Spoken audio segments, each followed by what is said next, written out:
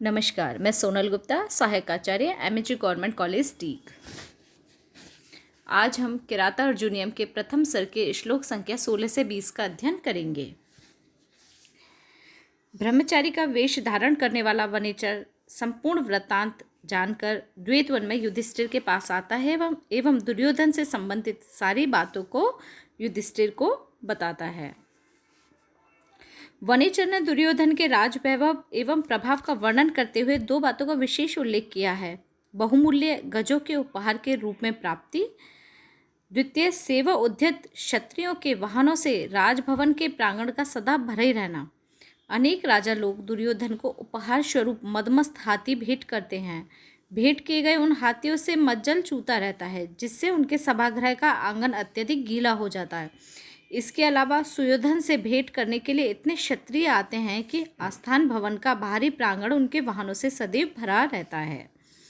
अनेक राजन्य रथ अश्व संकुलम तदीयम आस्थान निकेतन आजिरम नयति अयुग्म छद गंधि आदृतः भृश्यम नृपोपाय दंतेनाम मदः।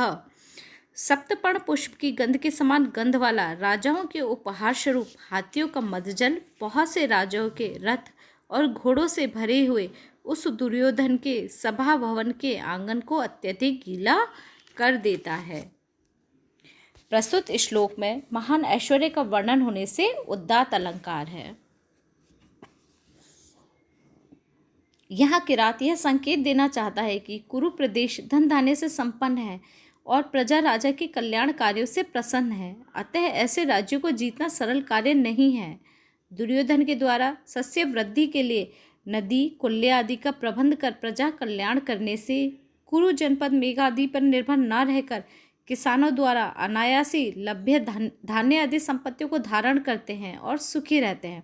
अतः संपन्न जनपद वाला तथा जनहितकारी राजा होने से वह दुर्योधन दुस्साध्य ही है।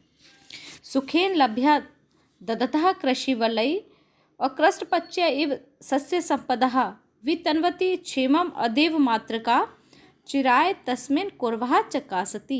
अर्थात बहुत दिनों से प्रजाओं के हितार्थ उपाय करने पर अदेव मात्रक अर्थात वर्षा के जल से ही नहीं अपितु नहरों आदि के जल से भी सिंचाई के कारण उपजाऊ कुरु जनपद बिना जोती हुई भूमि पर पकने वाली के समान तथा किसानों द्वारा बिना परिश्रम ही प्राप्त होने वाली धन संपत्तियों को धारण करता हुआ सुशोभित हो रहा है। प्रस्तुत श्लोक में उत्प्रेक्षा व्यंजक इव शब्द का संभावनार्थक प्रयोग होने से उत्प्रेक्षा अलंकार है।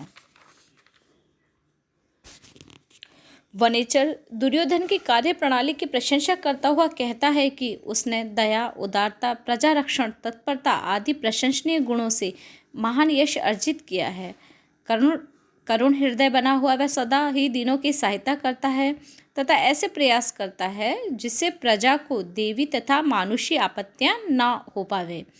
निरंतर प्रजा पालन में तत्पर रहने के कारण उसकी प्रजा क्रमशः वृद्धि को प्राप्त हो रही है तथा लोग उसे कुबेर तुल्य मानने लग गए हैं। कुबेर तुल्य राजा के गुणों से द्रवित पृथ्वी स्वयं प्रचुर मात्रा में उसी प्रकार धन रूप दूध उगलती है जिस प्रकार नव प्रसूता अभिरक्षिता गौ चतुर व्यक्ति के द्वारा दुहे जाने पर प्रचुर मात्रा में दूध देती है। उदार कीर्ते उदयम दयावतः प्रशांत अबाधम दिशतः अभिरक्ष्य स्वयं प्रदृग्धे अस्य गुणै उपस्नुता वसुपमानस्य वसुनी मेदिनी। अर्थात अत्यधिक कीर्ति वाले, दयालु, सब ओर से सुरक्षा व्यवस्था के द्वारा निर्बाध उन्नति करने वाले कुबेर तुल्य इस कुरु नरेश दुर्योधन के गुणों से द्रवित हुई धरती स्वयं ही धन समृद्धि प्रदान करती है। प्रस्तुत श्लोक में अप्रस्तुत गौ के व्यवहार का केवल विशेषणों की समानता के कारण आरोप हो रहा है, अतः यहाँ पर समासोक्ति अलंकार है।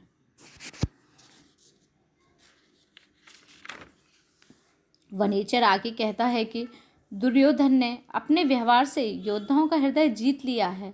दुर्योधन की सेवा में महाबली, युद्ध में प्रतिष्ठा अर्जित करने वाले तथा स्वाभिमानी वीर हैं, जिनको वह अत्यंत उदारता से पुरस्कार आदि वितरण द्वारा सम्मानित करता है।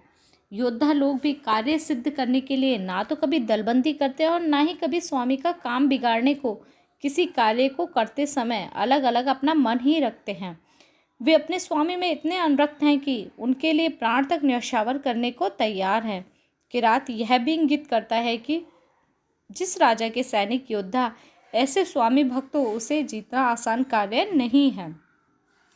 महाओजसा मान धना धन अर्चिता धनुर्भृता संयति लब्ध कीर्तिः न संगता तस्य न भिन्नवृत्तिः प्रयाणी वाछन्ति अशुभि समीहितुम। अर्थात महान ओजस्वी, स्वाभिमानी, पुरस्कार आदि से सम्मानित, युद्ध में कीर्ति प्राप्त करने वाले, स्वार्थवश राजा के विरुद्ध कभी गुटबंदी नहीं करने वाले तथा राज सेवा में बाधक पारस्परिक विरोध से दूर रहने वाले धनुर्धारी योद्धागण अपने प्राणों की बाजी लगाकर भी इस दुर्योधन के अभिष्ट कार्य को करना चाहते हैं। इस श्लोक में महाओजसा मान धनाः धन अर्चिता संयति लब्ध कीर्तिः आदि पद अपने विशेषण बल से प्राण त्याग के संकल्प के कारण है, इसलिए यहाँ पर काव्यलिंग अलंकार है। उक्त विशेषणों के साभिप्राय होने से परिकर अलंकार है तथा तिल तंडुलवत न्याय से इन दोनों के पृथक पृथक दिखाई देने से संसृष्टि अलंकार है। इस श्लोक में दुर्योधन की गुप्तचर सेवा के कौशल का वर्णन करते हुए वनेचर कह रहा है कि दुर्योधन न केवल अपना राज्य संबंधी कार्य समाप्त करके ही अपने आप को कृतकृत्य मानता है, अपितु दूसरे राजाओं और उनके कार्यों की गतिविधियों को जानने के लिए भी अपने विश्वासपात्र गुप्तचरों को यथा समय उचित स्थान पर भेजता है तथा जिनके माध्यम से संपूर्ण जानकारी रखता है। यह उसके प्रशासन चातुर्य का ही परिचायक है, क्योंकि शत्रु की गतिविधियों का पूर्ण ज्ञान किसी भी शासक को सर्तक, सुरक्षित या विजेता बनाने में सहायक होता है। दुर्योधन की दूसरी विशेषता यह है कि वह अपनी नीतियां व योजनाओं को पूर्णतः गुप्त रखता है। लोगों को उसके कार्यों का ज्ञान अनुकूल परिणाम सामने आने के बाद ही होता है।